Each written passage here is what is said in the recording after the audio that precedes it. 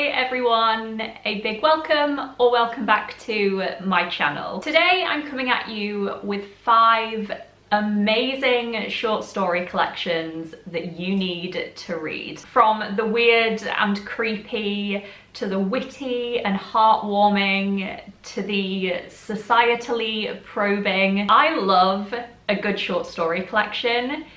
And that's actually a relatively new format for me. It's only the past couple of years that I've really started exploring short story collections, and now I love rotating them into my reading. It's such a good way to find new authors and to read things that are a bit different and often a bit weird. Indie publishers are the stars of short story collections. I actually think all of these 5 books are published by indie publishers. They're all so delicious and so entertaining. I highly recommend every single one. I would love to know your thoughts on them if you have read any of them, and please do give me your best short story collection recommendations.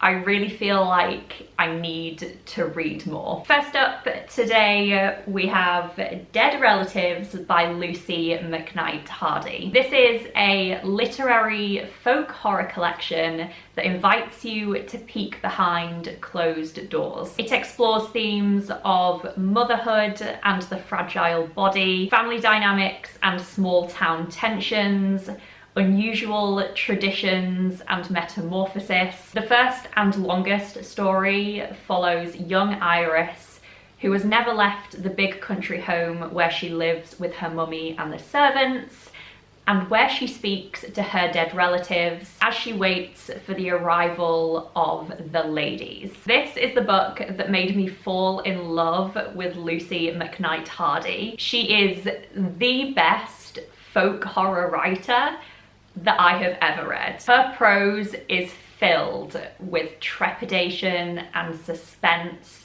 and the most beautiful, dark, weird descriptives and imagery. There is a great range in here of darkly funny stories to more devastating and disquieting stories to more dystopia leaning stories. Just talking about this collection makes me want to reread it. Lucy McKnight Hardy is just such a distinct writer. Every single line is engaging. She's so exciting. Please give this a go. Next up, we have The Secret Lives of Church Ladies by Disha Filior. These stories explore the hidden desires of church-going Black women and girls as they seek momentary reprieves from being good. We follow characters across 4 generations as they grapple with who they want to be in the world, caught between the church's double standards and their own personal needs and passions. Packed with forbidden affairs, new love, and secret longings. This is super seductive and vulnerable and liberating, and so funny. We have 14-year-old Jael, who has a crush on the preacher's wife, 42-year-old Lyra, who realizes that her discomfort with her body stands between her and a new love, a serial mistress laying down the ground rules for her married lovers. There is such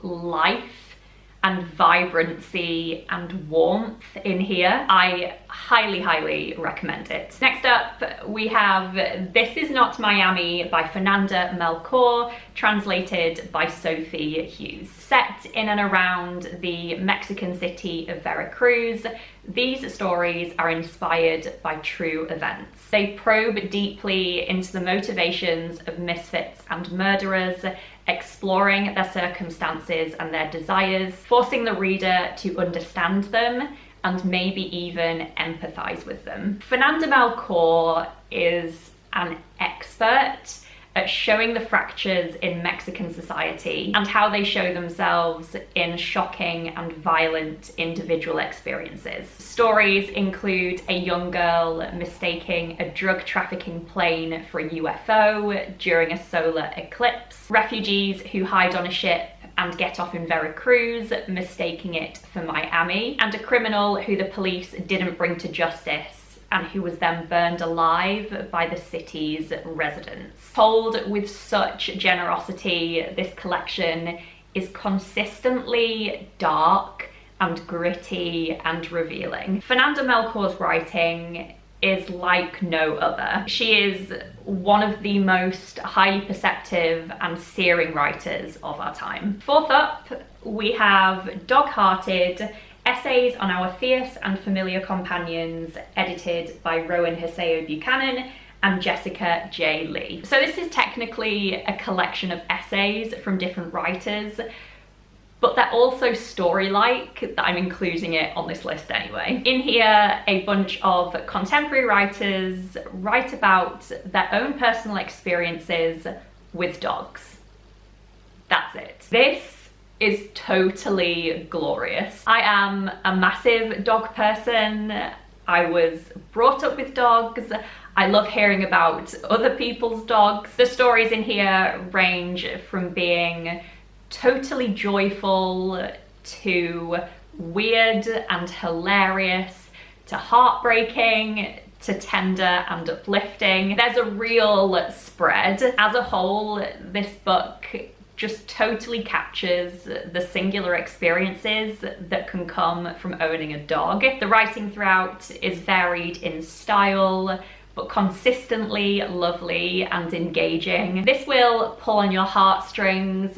It will make you smile, it will make you tear up. If you're a dog person, I implore you to read this. Also, it's a great gift. And finally, today we have Monstrum by Lottie Mills. This is a magical realism collection, a chilling and tender meditation on difference and otherness in society. Stories include mothers rejecting their daughters for dolls, human bear families living on an isolated beach, and travelling circuses collecting unique and grotesque curiosities to showcase. This has the best modern fairy tale vibes. It is eerie and atmospheric and just lush. In here, the ordinary and the mundane is mixed with the fantastical and the creepy. Through stunning extended metaphors, Lottie Mills examines and comments on society and marginal life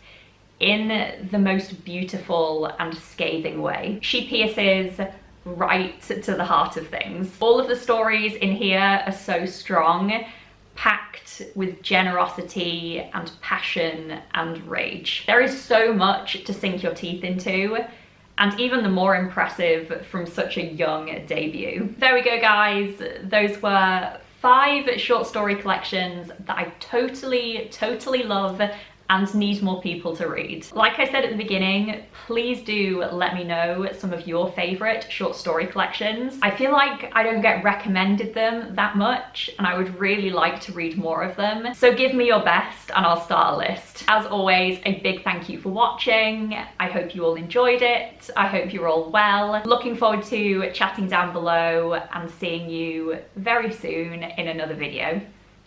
Bye guys.